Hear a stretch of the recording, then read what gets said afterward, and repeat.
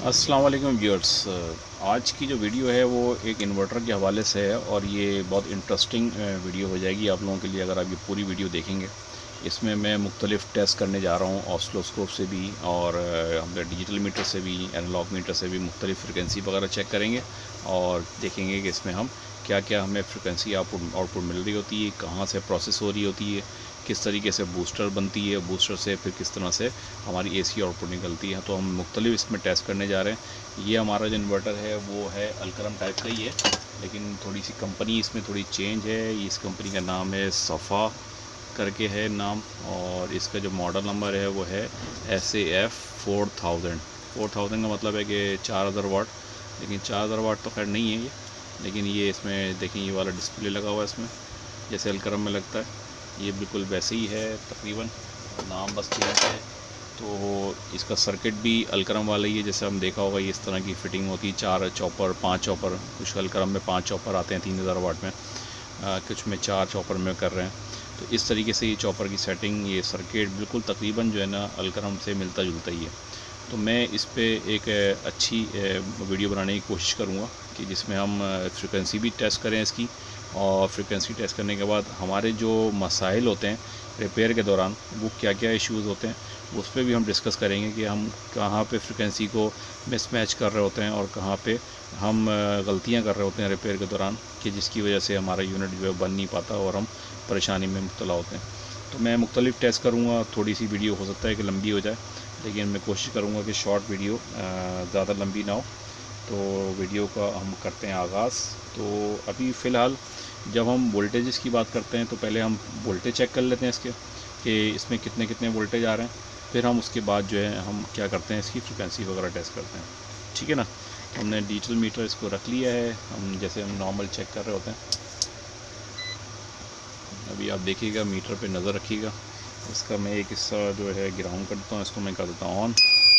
ये मैंने ऑन कर दिया है। इसको ऑन करने के बाद हम इसके जो है ना मुख्तलिफ़ वोल्टेजेस चेक कर लेते हैं, बूस्टर साइड पे भी और AC साइड पे भी। तो हमने अभी इसको DC की रेंज पे रखा है, तो हम अभी क्या करेंगे, इसके बूस्टर के वोल्टेज चेक करते हैं कितने आ रहे हैं गेट पे।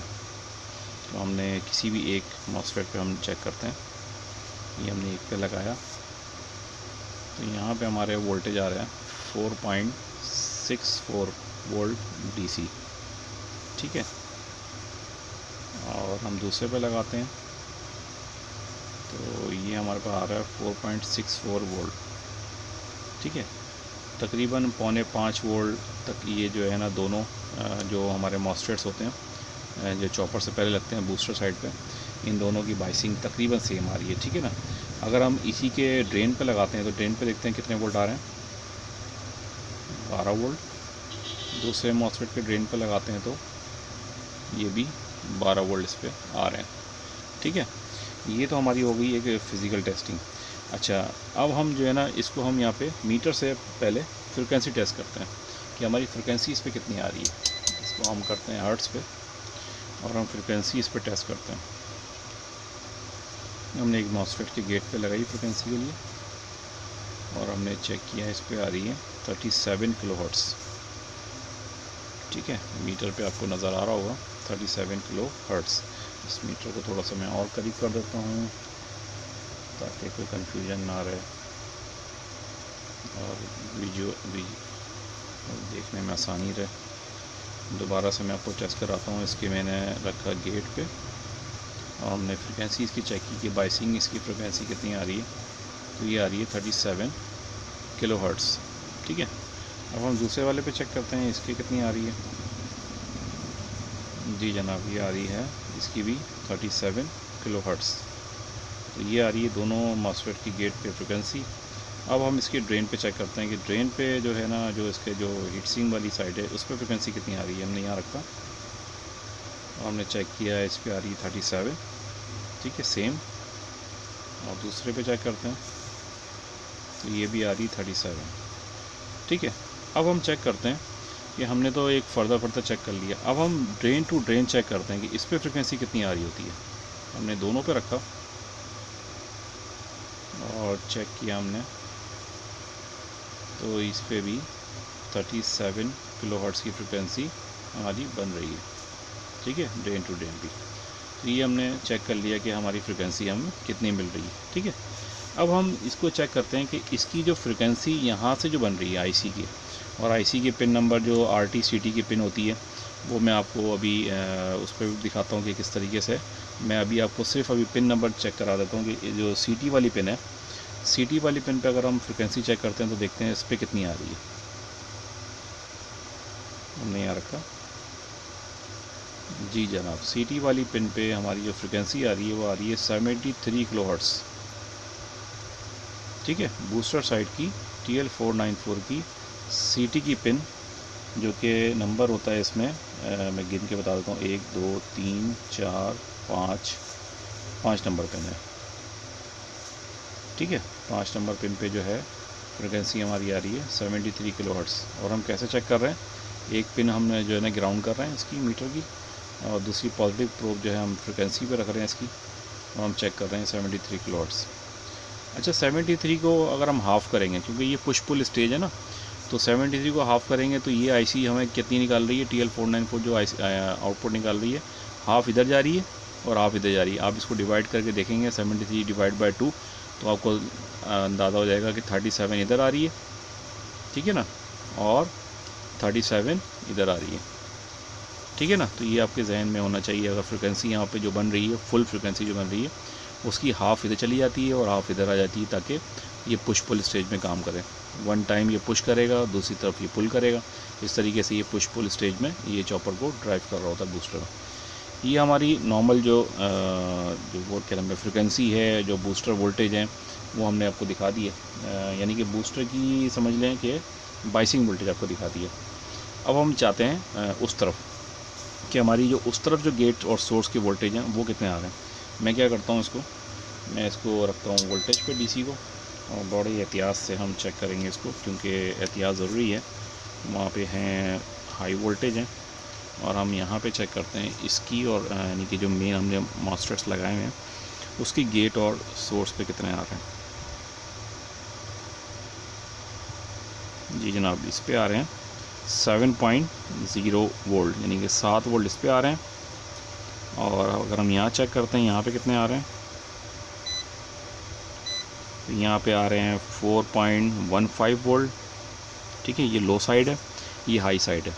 इसी तरीके से यहाँ पे भी इतने ही आएंगे, क्योंकि अभी जगह नहीं है, तो मैं लगाऊंगा कहीं गलती ना हो जाए, तो मैं यहाँ लगा के चेक कर लेता हूँ इसको।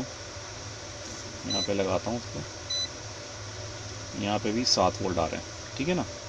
यहाँ पे भी कोशिश करता हूँ आप लोगों के लिए बड़ी एहतियात से, क्योंकि बहुत कम स्पेस है यहाँ पे।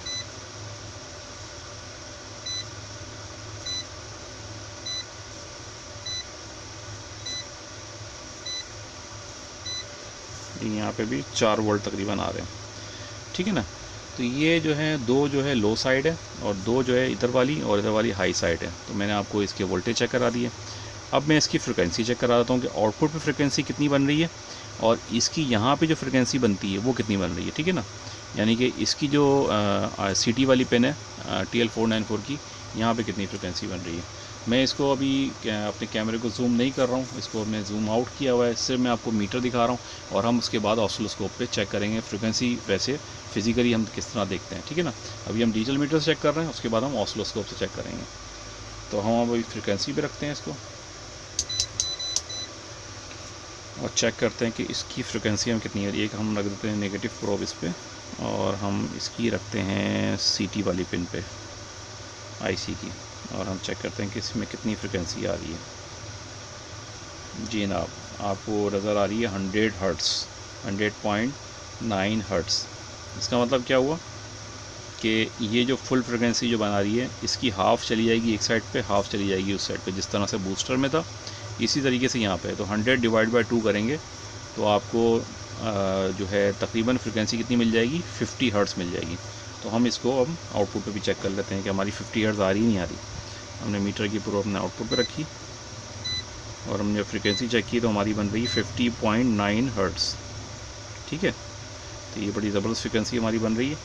तो ये आपको ये जहन में होना चाहिए, अब कभी भी प्रॉब्लम हो रही है आपके आईसी पे, रिपेयर में इश्यूज़ आ रहे हैं, तो आप फ्रिक्वेंसी चेक करें। आप यहाँ पे 100 हर्ट्ज़ बन रही नहीं बन रही इसकी सीटी पिन पे, सीटी पिन पे 100 हर्ट्ज़ बन रही है तो फिर आपको दूसरे किस्म के वोल्टेज आपको चेक करने पड़ेंगे। तो हमने दोबारा मैं चेक करा देता हूँ। इसको हमने रखा और यहाँ हमने चेक किया, देखें यहाँ पे कितनी फ्रिक्वेंसी बन रही है, तकरीबन 100 हर्ट्ज़। ऊपर HZ भी लिखा हुआ नज़र आ रहा होगा आपको। यहाँ पे 100 हर्ट्ज़ की फ्रिक्वेंसी बन रही है। और हमने जब आउटपुट पे चेक किया, यानी कि इस IC से ड्राइव से होते हुए जब हमने बिल्कुल आउटपुट पे चेक किया तो हमारी बन रही है 50.9 या 51 हर्ट्ज़। ठीक है ना, ये आइडियल फ्रिक्वेंसी है जो कि हमें आउटपुट पे यहाँ पे मिलती है। ये तो हमारी हो गई, समझ लें कि मीटर से टेस्टिंग, कि हम मीटर से किस तरह टेस्टिंग करते हैं।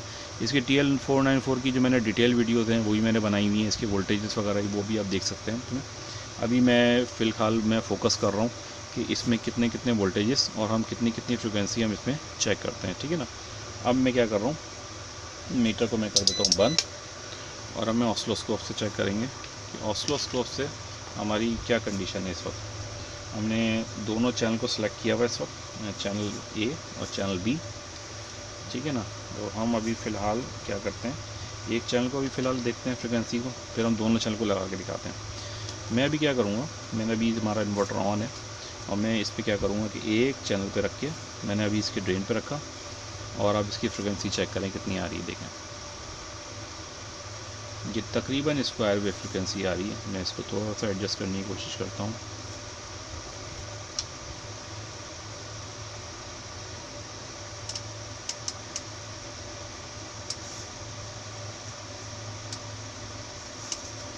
यही बेहतर लग रही है मुझे।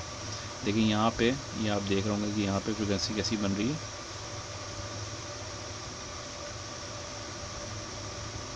यहाँ से देखें ये 0 है और यहाँ से ये अप हो रही है फ्रिक्वेंसी, यहाँ जा गई और यहाँ से डाउन हो गई। तो ये तकरीबन एक स्क्वायर वेव की तरह की फ्रिक्वेंसी यहाँ पे ड्रेन पे बन रही है। अच्छा, इसी के गेट पे हम चेक करते हैं तो गेट पे कितनी बन रही है। देखें हमने यहाँ पे गेट पे लगाया तो गेट पे भी वैसे ही है सिग्नल, ड्रेन पे बस एम्पलीफाई हो जाएगा। ठीक है ना। तो ये सेम फ्रिक्वेंसी बन रही है गेट पे भी। हम दूसरे वाले गेट पे चेक करते हैं, इस पर भी सेम फ्रिक्वेंसी बन रही है, तकरीबन स्क्वायर वेव के करीब करीब फ्रिक्वेंसी है इसकी। और ड्रेन पे चेक करते हैं तो यहाँ पे भी उतनी ही फ्रिक्वेंसी हमारी बन रही है। ठीक है ना। अब हम क्या करते हैं, इसको हम दोनों चैनल A और चैनल B को दोनों को सिलेक्ट करते हैं, इसको डुअल कर देते हैं और डुअल करने के बाद फिर चेक करते हैं कि इसमें हमारे पास क्या फ्रिक्वेंसी बन रही है।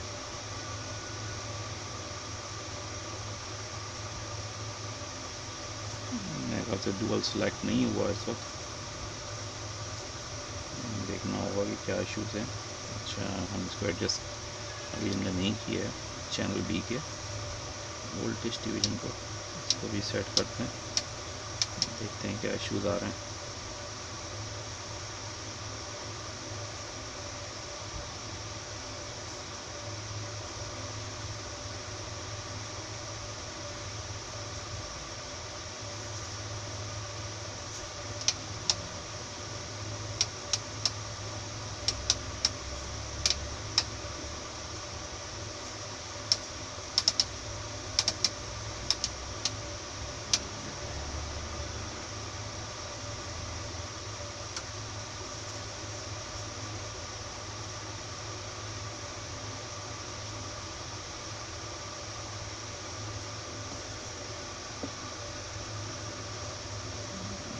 थोड़ी सी एडजस्टमेंट में हो रही है परेशानी मुझे।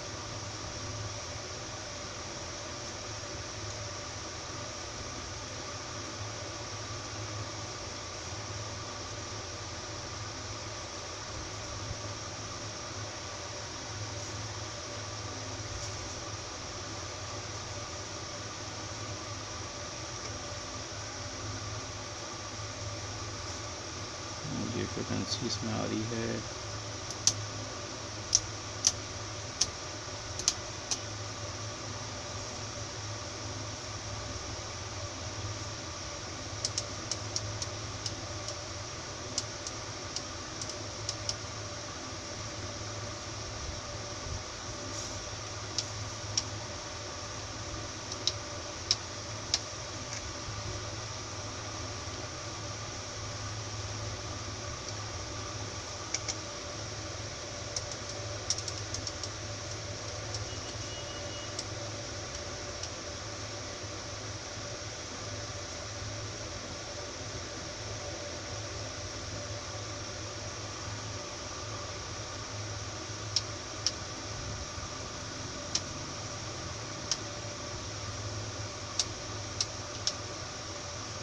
बहरहाल हम ऐसा करते हैं, अभी हमारा जो है ना मैं सेट नहीं कर पा रहा हूँ, अभी हम एक ही चैनल को चेक कर लेते हैं। अभी फ़िलहाल थोड़ा सा इश्यूज़ हो सकते हैं एडजस्टमेंट के, इसको मैं फिर इंशाल्लाह किसी को मौका मिलेगा तो मैं आपको ज़रूर उसकी वेव फॉर्म दिखाऊँगा। ये देखें इस वक्त स्क्वायर वेव यहाँ पे आ गई है, ठीक है।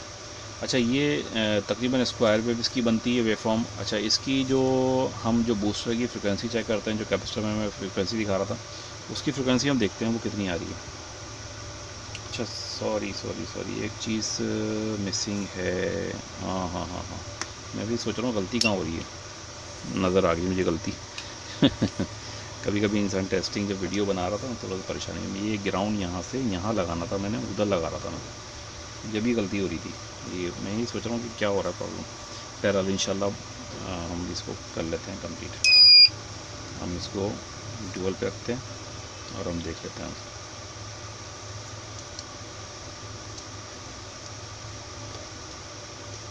चलो एक को रख लेते हैं।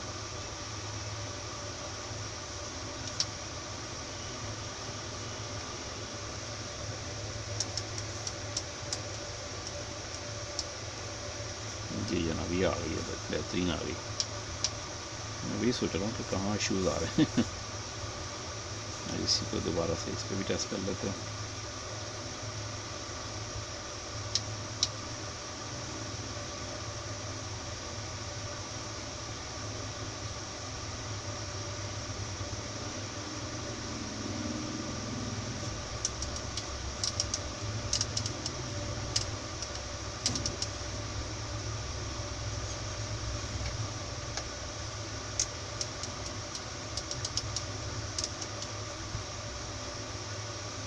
नहीं जनाब ये थोड़ा सा प्रॉब्लम कर रहा है। बहरहाल मैं एक चैनल एक सेलेक्ट कर लेता हूँ, उसमें आपको क्योंकि वीडियो हो गई लंबी, थोड़ा सा मैं आपको फ़ौरन से वो व्यू दिखा देता हूँ। यहाँ हमने ये वाली फ्रिक्वेंसी चेक कर ली है और यहाँ पे भी स्क्वायर वाली जो मैं दिखाना चाह रहा हूँ वो मैं आपको यहाँ दिखाता हूँ। यहाँ जो कैपेसिटर पे जो आती है बूस्टर की, जो अभी हमने वोल्टेज जो फ्रिक्वेंसी चेक की थी, यहाँ पे हम चेक करने जा रहे हैं। ये चेक करें, देखें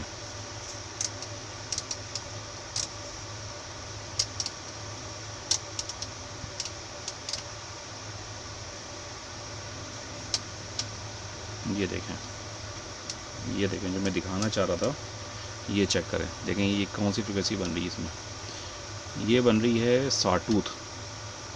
ये हमेशा जब भी जो RT-CT हम चेक कर रहे होते हैं ना कि हम फ्रिक्वेंसी कितनी आ रही है, क्या मसले हो रहे हैं, ये देखें यहाँ पे जो CT की पिन है जो TL494 की, यहाँ पे साटूथ वेव बन रही है। अगर कभी इश्यूज़ हों तो आप ये ऑसिलोस्कोप से यहाँ पे देख सकते हैं कि किस तरह से साटूथ जो है ना अप डाउन किस तरह से हो रही है, ठीक है ना। ये नोक बनती है इसमें साटूथ में, तो ये साटूथ वेव यहाँ बनती है, यहाँ पे हमेशा आप चेक कर सकते हैं इसको। ये मैं दिखाना चाह रहा था कि यहाँ हमने जैसी हमने यहाँ पे लगाई, ये देखिए साटूथ वेव बन रही है यहाँ पे। तो RT-CT की जो है कैलकुलेशन भी आप जो है निकाल सकते हैं, ठीक है ना। और निकालने के बाद आप इसकी फ्रिक्वेंसी भी चेक कर सकते हैं। मीटर से मैंने अब चेक कराई, अब आपको ऑसिलोस्कोप दिखा रहा हूँ कि किस तरह की फ्रिक्वेंसी यहाँ पे साटूथ फ्रिक्वेंसी यहाँ पे बन रही है, ठीक है ना। अच्छा ये हमारी हो गई बूस्टर साइड की ना, जो हमने स्क्वायर भी दिखाई आपको और वहाँ भी दिखाई। अब हम चलते हैं उस तरफ साइड पे, यानी कि जो AC वाली साइड है, यानी आउटपुट वाली साइड है, वहाँ पे फ्रिक्वेंसी कौन सी बन रही है। हमने ग्राउंड की प्रॉप को हमने जो है ना नेगेटिव पे रखा हुआ है और हमने यहाँ पे इसकी कैपेसिटर पे लगा के चेक करते हैं। ये देखें यहाँ पे थोड़ा सा हमें एडजस्ट करना होगा क्योंकि वहाँ की फ्रिक्वेंसी में यहाँ की फ्रिक्वेंसी में थोड़ा फ़र्क है।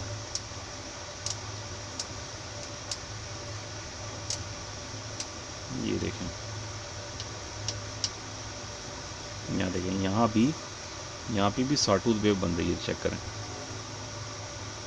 ये देखें यहाँ पे भी साटूथ वेव देखें उठ रही है, नीचे आ रही है, फिर ये ऊपर उठी यानी कि इंक्लाइन टाइप की, और फिर नीचे आई, फिर इस तरह से।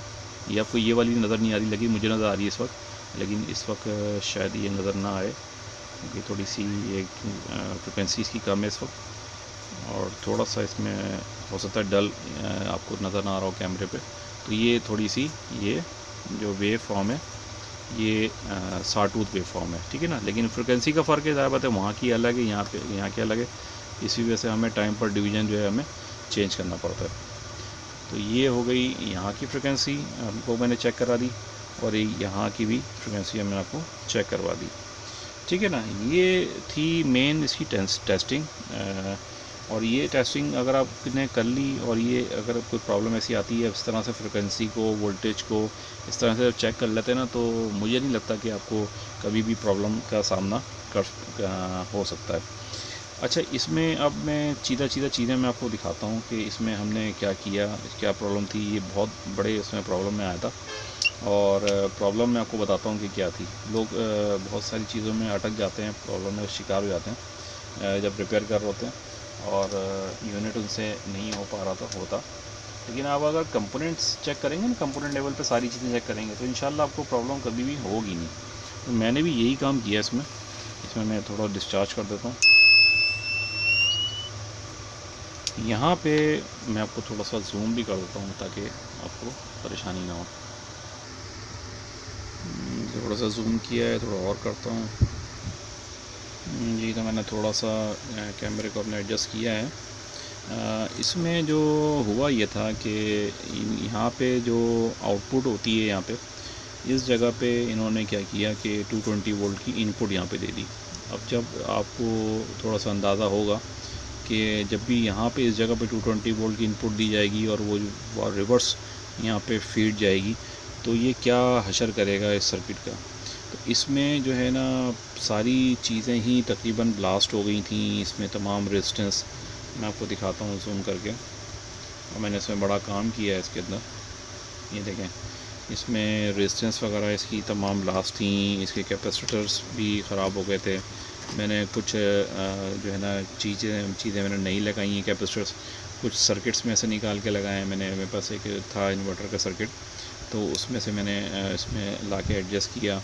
इसके 3D ट्रांजिस्टर हैं, ये ख़राब हो गए थे, ये वाला भी ख़राब हो गया था। ये देखें, कुछ रेजिस्टेंस मुझे नहीं मिली क्योंकि यहाँ पे लगती हैं तकरीबन 2K की, तो एक जगह की यहाँ ब्लास्ट हो गई थी, तो मुझे क्या करना पड़ा, फिर वहाँ की मुझे निकालनी पड़ी, और 2.2K मैंने लेकिन लगाई है मैं यहाँ पे, ठीक है। दोनों जगह पे आपको दोनों बैलेंस करना पड़ता है, वरना फिर बाइसिंग का इशू आ जाएगा, तो फिर आपके ट्रांसफ़र गर्म हो रहे होंगे, प्रॉब्लम आ रही होगी।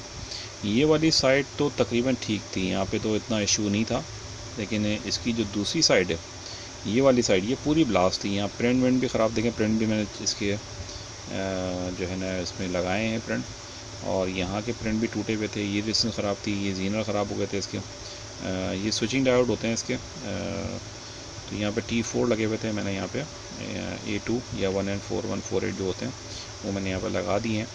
यहाँ 3D ट्रांजिस्टर लगाए हैं, यहाँ पे रेजिस्टेंस वगैरह चेंज किए हैं। और एक इसका ये डायोड ख़राब हो गया था, इसकी ये रेजिस्टेंस ख़राब हो गई थी, ये रेजिस्टेंस ख़राब हो गई थी। ये RT वाली रेजिस्टेंस है, और यहाँ पे जो है ना मैंने थोड़ा सा कैलकुलेट किया, थोड़ा सा रेजिस्टेंस की 2 रेजिस्टेंस लगाई हैं मैंने, और यहाँ पे लगा के मैंने इसको एडजस्ट किया है। देखें ना आप, 2 रेजिस्टेंस लगी हुई यहाँ पे। IC ख़राब हो गई थी यहाँ पे TL494, ये चेंज की है, ये वाली रेजिस्टेंस चेंज की। ये कैपेसिटर, ये देखें, ये जंपर यहाँ पे लगाई, जंपर पूरा ब्लास्ट हो गया था, ये नीचे से लगा हुआ जंपर, ये ख़राब था। यहाँ पे भी कुछ प्रॉब्लम थी, ट्रांसफ़र वगैरह ओपन करके चेक किया, ये ठीक था। अच्छा, यहाँ पे अगर आ जाते हैं बूस्टर साइड पे, तो बूस्टर साइड पे भी यहाँ पे ये वाली रेजिस्टेंस जो होती है 4.7 ओम्स की, ये ख़राब हो गई थी। और यहाँ पे ये वाली IC भी ख़राब हो गई थी। इसके जो बूस्टर के जो ट्रांजिस्टर्स हैं ये भी ख़राब थे, ये भी चेंज किए हमने। इसकी तमाम मॉसफेट्स हो गए थे इसके, ये वाले भी और आउटपुट वाले भी। यहाँ पे 22 ओम्स की रेजिस्टेंस जो लगती हैं वो सारी डाली हैं हमने। और इसके अलावा यहाँ की एक रेजिस्टेंस थी वो ख़राब थी यहाँ पे, ये भी पॉइंटों में लगती है, 1 ओम्स की लगी हुई थी यहाँ पे, यहाँ हमने ये चेंज की है। इसके अलावा भी काफ़ी काम किए हैं, कैपेसिटर्स वगैरह निकाले, चेक किए। तो ये इसमें इतनी प्रॉब्लम आई थी। आप कोशिश किया करें, एहतियात किया करें, एहतियात करने से ही जो है ना चीज़ें आपकी सही रहती हैं। तो ये वाले मॉसफेट्स भी सब ख़राब हो गए थे, ये वाले भी ख़राब हो गए थे। तो आप देख सकते हैं, मैं थोड़ा सा जूम करता हूँ लाइटिंग में, ये देखें अब मैंने कौन से नंबर इसमें इस्तेमाल किए हैं, अगर इसमें नज़र आ रहे हों तो। इसमें इस्तेमाल किए SSF 7509, ये मैंने इसमें इस्तेमाल किए हैं, ठीक है ना। तो ये मैंने ट्रांसटर इस्तेमाल किए हैं और ये तकरीबन 165 वाट का ट्रांसटर है। ये अच्छा हमने टेस्ट कर लिया है, कोई गर्म भी नहीं हो रहा है, ये बहुत अच्छा चल रहा है। और यहाँ हमने 20 and 60 जो है ना मॉसफेट इस्तेमाल किए हैं और ये भी अच्छे चलते हैं, हमने काफ़ी यूनिट में लगा के दिए हैं, ठीक है ना। तो ये चीज़ें थी इसमें ख़राब, हमने ये सब चीज़ें चेंज की। अच्छा, नीचे के भी कुछ प्रिंट विंट का मसला था, यहाँ पे चेक करें, देखें जब ये ब्लास्ट होता है यहाँ पे देखें, अभी मैंने सर्किट सफाई नहीं की, करूँगा मैं कंप्लीट हो गया। ये प्रिंट हमने जोड़ा है, ये वाला प्रिंट ब्लास्ट था, ये वाला प्रिंट हमने बनाया, तो ये सब थे मसले। अल्लाह का शुक्र है कि सारी चीज़ें हमने सेट कर दी हैं और ऑन करके चला के लोड वोड पे इसको चेक कर लिया। अब इंशाल्लाह इनको फिटिंग विटिंग करके इसको डिलीवर करेंगे। तो वीडियो बनाने का मकसद यही था कि जो रिपेयर के हवाले से लोगों को परेशानी है इसमें इस यूनिट में आती है, उसको थोड़ा सा मैं ब्रीफ कर सकूं और उम्मीद है कि जो है ये वीडियो आपको ज़रूर हेल्प करेगी रिपेयर के काम में। जो भी लोग रिपेयर के काम से मुंसलिक हैं या जो नहीं भी हैं, उनको एक आगाही मिलेगी कि आपके यूनिट में क्या क्या चीज़ें लगी हुई होती हैं और आपने एहतियात कैसे करनी है, और अगर आपने कोई रिपेयर करवाना है तो आपको किस किस तरीके की चीज़ें जो है ना उसमें लगती हैं और क्या क्या चीज़ें फेस कर सकते हैं आप। देखें इसमें लगती बहुत ही क्या नाम है, सामान तो काफ़ी इसमें लगा है और सामान के साथ साथ आप ये समझें कि सामान कितने का लगा है, तो सामान की असल में कॉस्ट नहीं होती, असल कॉस्ट है जो है ना मेहनत की। इसमें जो मेहनत जो लगती है ना वो बेपनाह लगती है, बारीक कंपोनेंट्स है बहुत ही माइनर, और इसमें फ्रिक्वेंसी और इसमें बड़ा ख्याल करना पड़ता है कि आप जो है ना कंपोनेंट्स जो इस्तेमाल कर रहे हैं बिल्कुल एग्जैक्ट कंपोनेंट्स। कभी कभी वो जो कंपोनेंट्स हैं कैपेसिटर वगैरह उसकी वैल्यू लिखी हुई नहीं होती, तो हमें दूसरे यूनिट से निकाल के चेक करके लगानी होती हैं। तो ये भी है प्रॉब्लम कि जो है ना जो भी आप समझें कि आप समझेंगे ना भाई मैं बड़ी महंगी, तो महंगा इसमें इतना ख़ास कोई कंपोनेंट नहीं आप समझें कि बड़ी क्या लगा दिया नहीं लग, लेकिन ये कि मेहनत काफ़ी हो जाती है इस यूनिट में। और यूनिट यानी कि जिस तरह से ये ब्लास्ट हुआ था इसमें काफ़ी सारे प्रिंट में सब पूरा काला हो रहा था, ये इसमें मैंने सब साफ़ किया, कोई अच्छी तरीके साफ़ सुथरा करके सब कुछ करके बनाया है मैंने। और अभी इंशाल्लाह मैं और इसकी सफाई करूँगा और ये इंशाल्लाह हम डिलीवर करेंगे कस्टमर को।